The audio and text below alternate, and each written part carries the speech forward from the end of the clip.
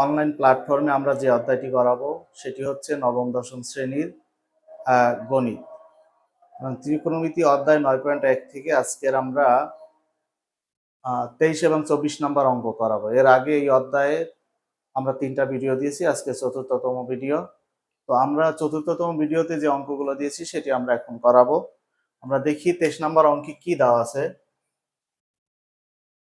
23 নম্বর অঙ্কে দেওয়া আছে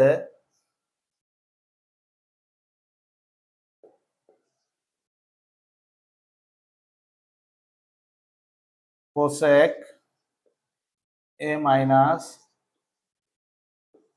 কট এ সমান 4/3।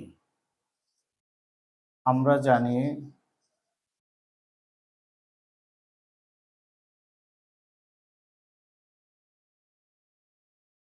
Cosec square A minus cot square A সমান কত 1, বা আমরা যদি cosec square A minus cot square A এটাকে সূত্রে ফেলাই তাহলে লেখা যায় cosec A plus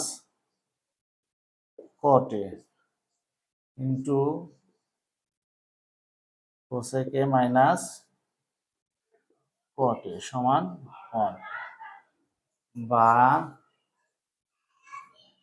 cosec A plus cot A into cosec A minus cot এর মান দেওয়া আছে কত 4/3 সমান 1, বা কোসেক এ প্লাস কট এ। আমরা 4/3 কে যদি ডান পাশে নিয়ে যাই তাহলে কত, এটা গুণাকার আছে, এটা ভাগ আকার হবে, বা cosec A plus cot A সমান 1 ইন্টু এটাকে উল্টাই দিব তাহলে কত হয় 3/4।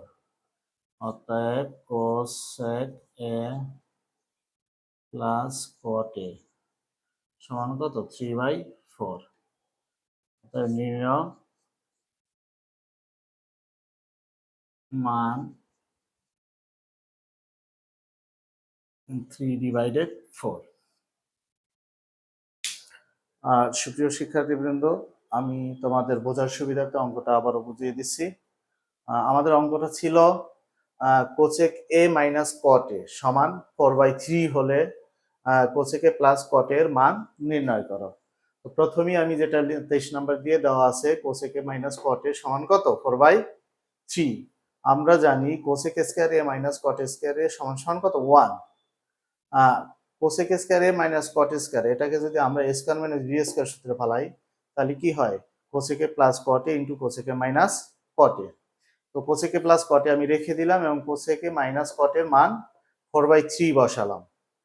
কোসেক এ প্লাস কট এ 4/3 যেহেতু গুণ আকারে আছে অর্থাৎ সমান সমান ডান পাশে গেলে এটা কি হবে ভাগ হবে, এই কারণে 1/4/3।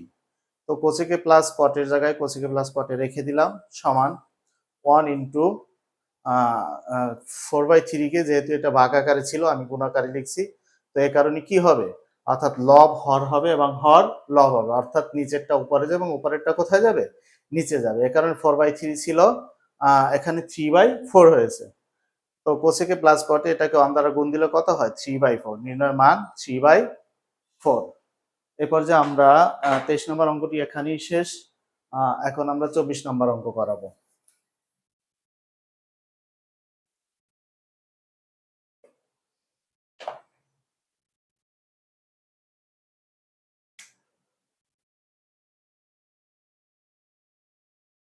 আমি একটু দেখে নেই 24 নম্বর অঙ্কে আমার কি আছে।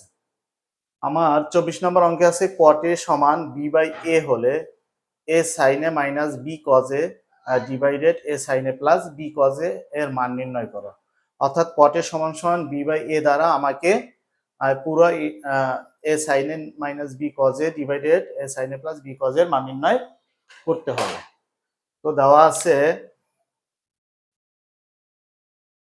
কট এ সমান কত b/a, বা কটের সূত্র হচ্ছে কি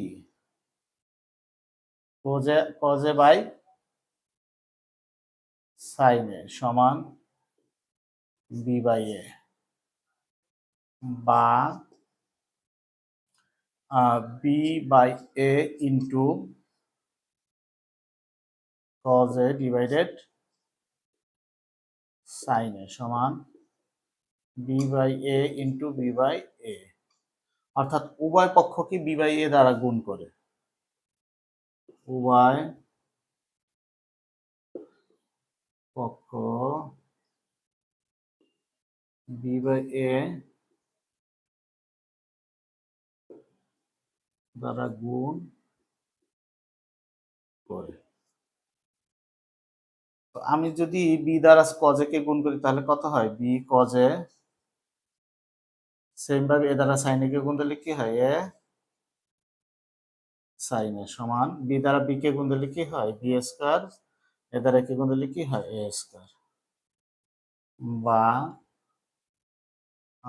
এ sine A divided B cos A সমান A square divided B square. আমি বিপরীতকরণ করে নিলাম, বিপরীতকরণ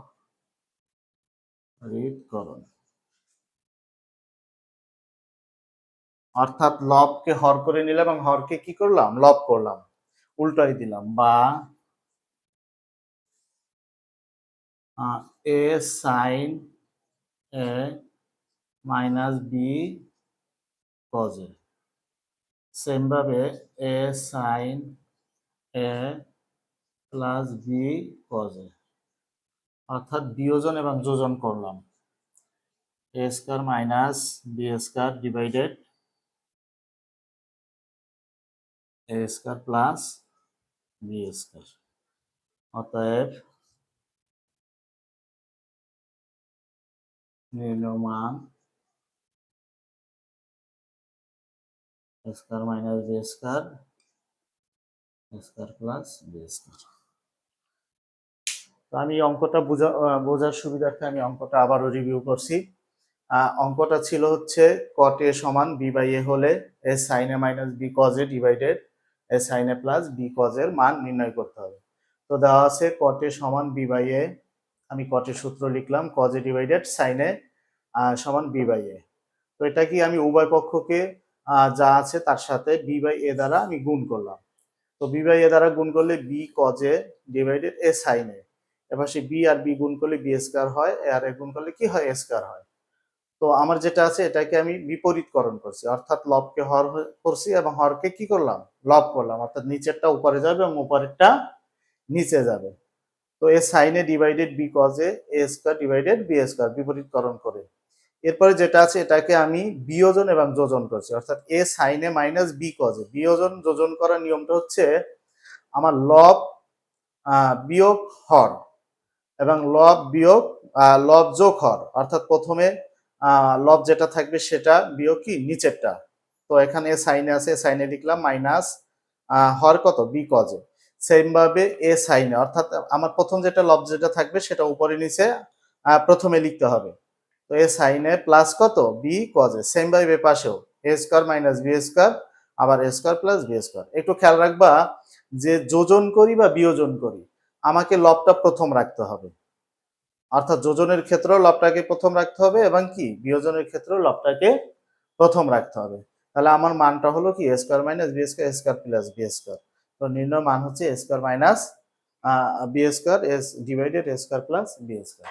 তো সুপ্রিয় শিক্ষার্থীবৃন্দ, আমরা 9.1 একের এটা চতুর্থতম ভিডিও, অর্থাৎ এই ভিডিওটা সহ আমরা মোট 4টা ভিডিও দিয়েছি এবং এই অধ্যায়ের সূত্র সহ, অর্থাৎ এই অধ্যায়ের অঙ্ক রিলেটেড যে সূত্রগুলো আছে সব সূত্রগুলো তোমাদেরকে আমি প্রথমেই দিয়ে দিয়েছি।